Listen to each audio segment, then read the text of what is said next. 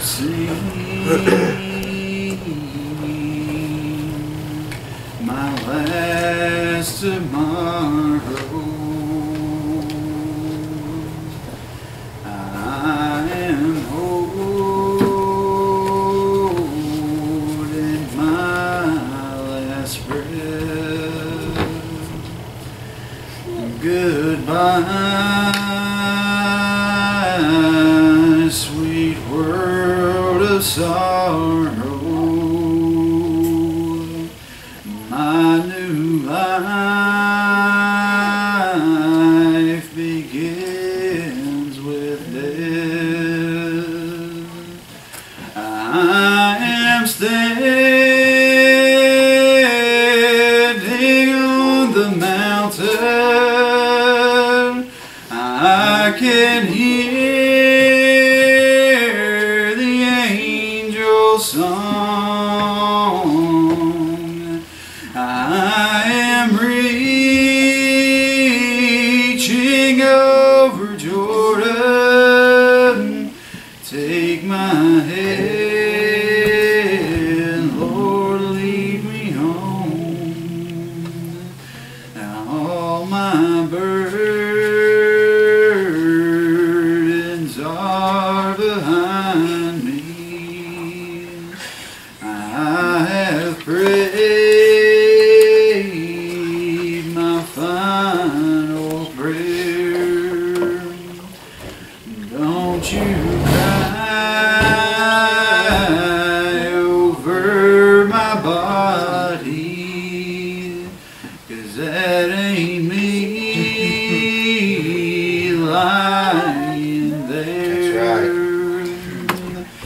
I am standing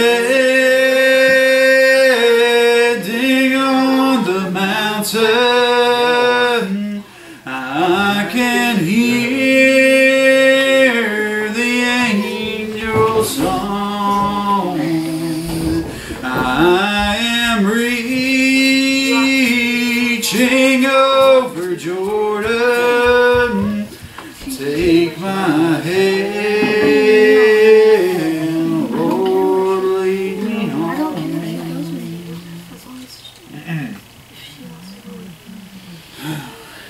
I hope you'll continue to pray this morning, and that maybe the Lord will bless me for a moment in time, and in turn bless you. That's right. That's right. That's the way it works, isn't it? And if not, I'll gladly take my seat here this morning. It's been a good little past few days for me personally. Yeah. I was thinking about it last night. It was all the way up until we sat down and had a little fire going. We went and walked through Pilot Mountain, and I thought how good it was, everybody together, and being able to, Jackson was he was really excited. I took him to meet his parents the day before and met him at a gas station. I was a little upset before they got there. They were supposed to meet me at 5:30, and I sat at a gas station for 45 minutes before they showed up. And he seemed really excited. By the time I come back to get him, he wasn't too happy anymore. He didn't want him like that. I guess he had ran his course. He didn't want anything to do with him at the time. And I was worried about how he would have done last night, and he done well. And I felt like we done a good thing there. And I felt ashamed because I thought, look what I've done, you know. Look how I've helped this little fella. And then I get to thinking that's not humble at all. Because I read about, and I hear it often.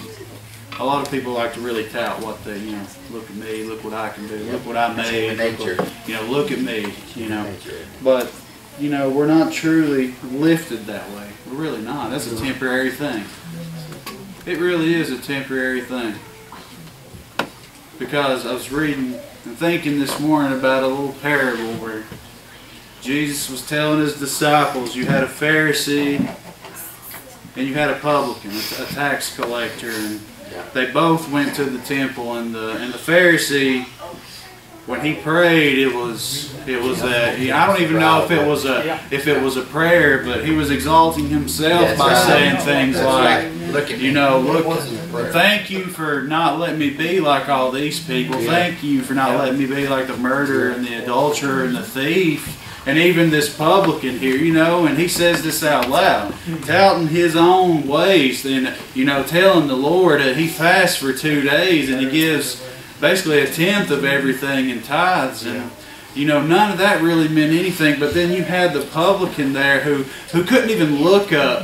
He had to look down the entire time and beat his chest there because he knew that he wasn't worthy. And this is a tax collector. If I were to think about it here this morning, listen, if I were to think about it here today and I had a difference of, if I had to meet with somebody in the church, that's what a Pharisee was. They held a high power in the church. It was just a little job they had there, and they were supposed to be the experts. They were supposed to be the holy ones there. If I had to sit with a preacher, if I had to go and sit with the IRS, I think I would probably pick the preacher. But in this case, you had this tax collector, this publican on his knees there. He wasn't saying anything about himself. No, only thing he was saying about himself was he wasn't worthy, and he was asking for mercy there on his knees.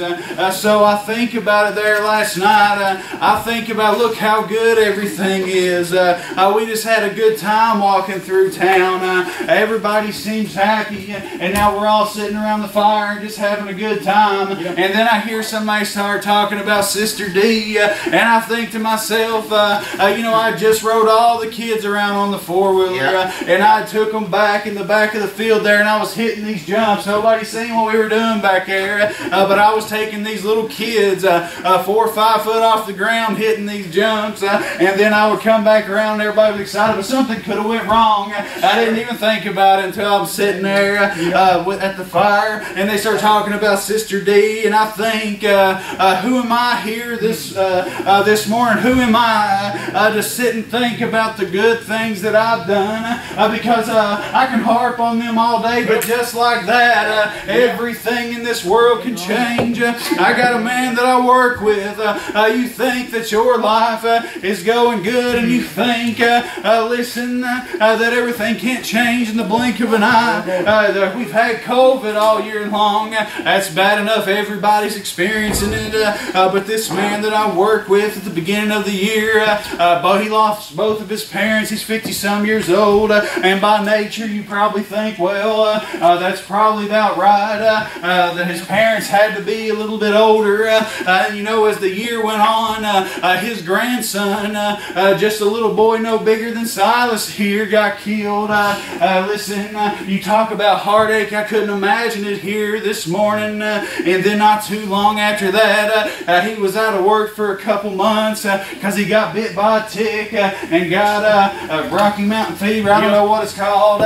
So he got something. And then when I'm at work Friday, I'm talking with one of my bosses. The man's back out again because underneath his armpit, these lymph nodes here, they had to do a biopsy because they're pretty sure he has cancer. And I sit and I think how good my life is here today. I sat there by the fire last night looking into it, thinking how good my life is. And then when we start talking about how this world really is, I understand that all the wood burning in there, that could be my life in an instant. But I tell you, it's better for me to sit and understand this morning that I need to be humble and not exalt myself, even with those kind of things. I know my life's great and it's going good at the moment. I know that inside. Some people may look at me and not think so, but inside this morning I'm going to tell you I'm a pretty happy person, and I know that in the blink of an eye I could lose it all, and you may not know it. I don't know what people are going going through here this morning,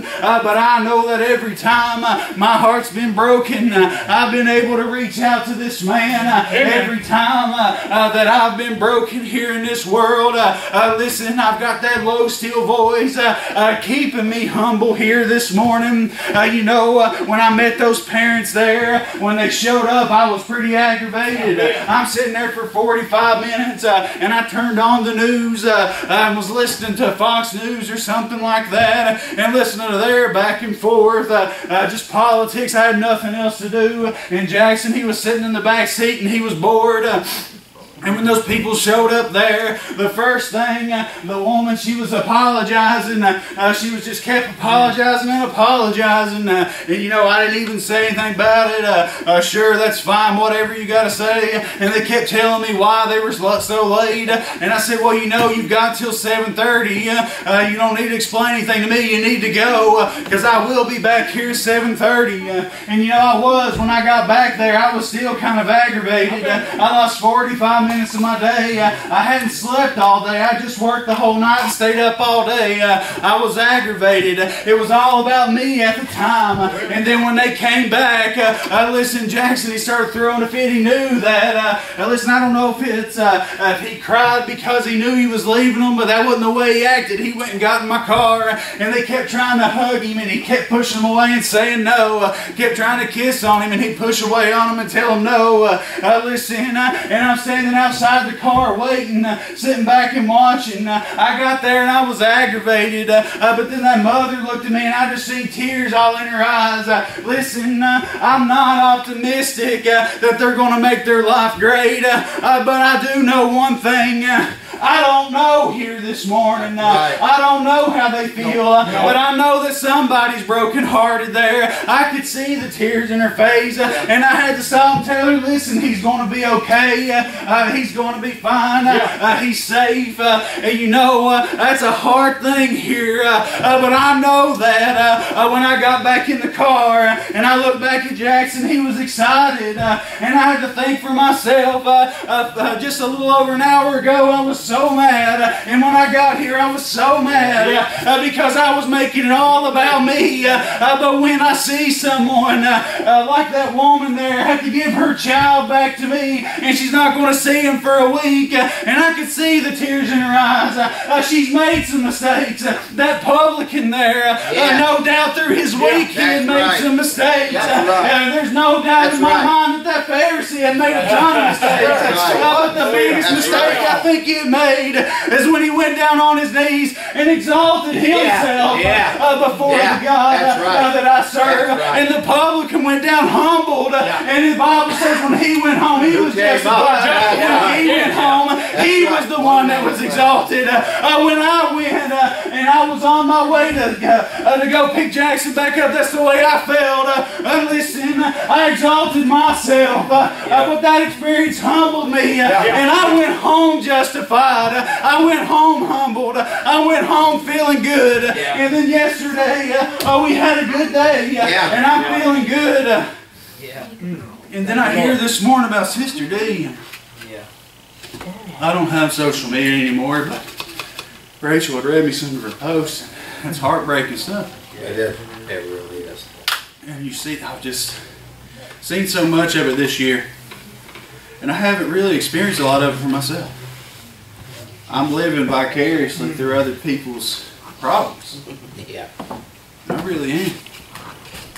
And you know, and I've had many nights here lately where, well, since we've got these kids, that not just nights, days, you know, working off shift, and I'm so tired. I go to work on an hour or two of sleep, maybe 3 if I'm lucky, and this past week was a pretty good week. But you know, none of those things really mean anything, because I'll think about all my worry. And you know, I thought about it, and I'll tell this and I'll get out of the way and let one of you guys come and preach, close, whatever you want to do. But you talk about being humbled. The Lord will humble you in weird ways. He absolutely will. When you least expect it. You know, and it doesn't have to be Him speaking to you. It could be somebody else speaking to you. Or it could be somebody else speaking to somebody you've been speaking to. Because this week, you know, I'm thinking to myself, of course, having the little pity party. I'm tired. Yeah, yeah. That's what we do. I'm waiting for normalcy because we're thinking now, and they keep dragging it along. We find out that now we won't, till February, have a termination of the father's right, or parental rights, whoever he is. They'll never know, probably. But that's longer that I have to wait. And that aggravates me. And for some people, I look at Cheryl Thomas's situation. They've had that little baby that you seen just a few weeks ago for over 2 years, for about 2 years. And we're further along than them. Yeah. You know, and it kind of humbles you down for a second. And then Jackson, I'm waiting for the normalcy on that because it's hard to get into a routine with him. And we went and they had done tests on him. They find out he does have autism, and that was obvious. And he's got some sensory issues, and you know, the parents they seem to be concerned about it, and I'm just waiting for some normalcy because it looks like in January they have another chance to be able to get him back, and if they can be good until then, you know, I can be good for a minute. I can. If you're watching me, I can be good. I can. But the moment you take your eyes off of me, I can do whatever I want. And that worries me. And it shouldn't, I shouldn't be that way probably. I shouldn't. But I am. So I've had all these worries, and there's many times you hear us talk about it up here all the time. And you heard Brother Jeremy just a little bit holding a prayer, and it seemed like everything on that prayer list he was putting out there for God, and that's what we do, and that's what we've always been taught to do, and that's what the Bible tells us to do. Listen, to put all those worries and put all those cares on God.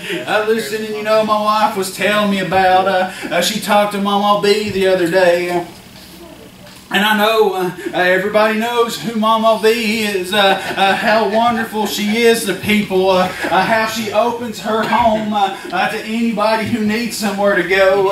Listen, you don't have to call her and when you're going into Kentucky and say, I'm bringing somebody with me, is that okay? Listen, you just show up and she's going to find some way to feed you. She's going to find somewhere for you to lay your head. She's going to cry with you. She's going to kiss you on the cheek. She's going to love you no matter who you are. And you know, and Rachel, she idolizes her, and that's fine with me. You know, I would rather her look up to an old saint of God like that. And you know, when she calls her, she's just having a talk with her.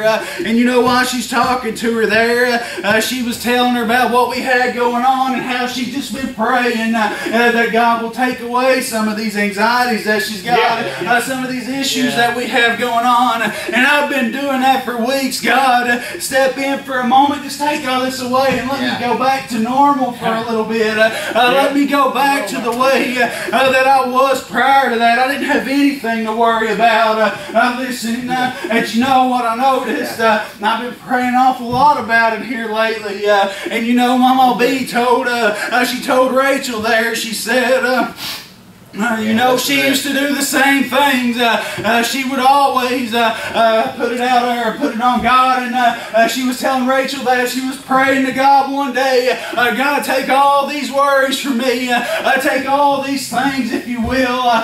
She said, but that low, still voice came to her there, saying, if I were to take all these from you, you're not going to talk to me the way that you are now. You're not going to talk to me as much. And you know, I think about it here this morning, if God were to take away all my problems, all my issues, and just make everything all hunky-dory for me here today, when am I going to talk to Him? Only when, listen, something else comes around. No, you know, I'm all right here this morning with my imperfections. I'm all right with the problems that I got in my life. I'm managing them the best way that I can. But when things get too bad with these things, God comes along and He finds a way to ease them for me for a moment of time. He don't have to take away all your problems, but He can step in at the right time to make sure your problems don't overtake you this morning. Amen. And I'm glad here today that that's the God I serve. It's a tough love that He's got for us. And people say, I've heard it, it's an unconditional love. No, there's conditions here today. There truly is. I think the only people that I truly have unconditional love for in this world is right there. Those little ones. Yeah, even with me and my wife, and she'll tell you the same. There's conditions. There just is. But God here this morning, it's just a little obedience. And one of those obediences is reaching out to Him and talking to Him.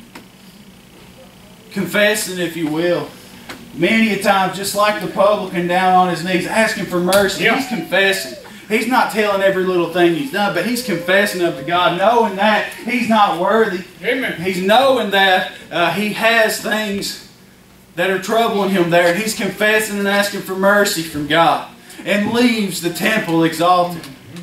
But that Pharisee, knowing, everyone up here knows that Pharisee had some issues through the week, no doubt.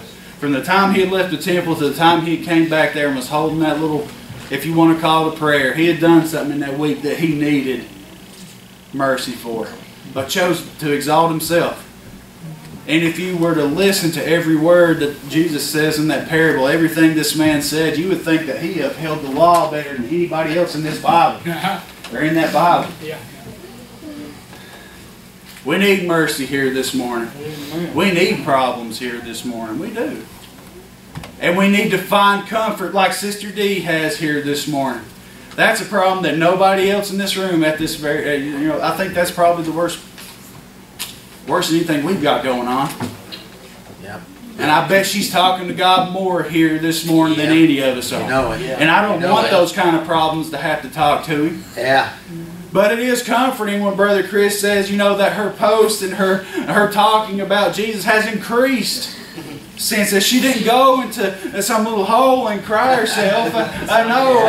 She went and she kept on praying, and she's using it as an opportunity to show the world where she stands here today. While the world, I bet you the rest of your Facebook feed is Trump 2020, Biden Harris 2020, and this woman, she's chose Jesus for every year, every day, and showing this world where she stands here today, November 3rd. I don't care who you go and vote for. But I know that at the end of the day, if you can't fall upon your knees, listen and pray out to this man that I'm talking about, that's the only affiliation I care about here today. Because if we're truly going to be brothers and sisters here this morning, Democrat or Republican, I don't care.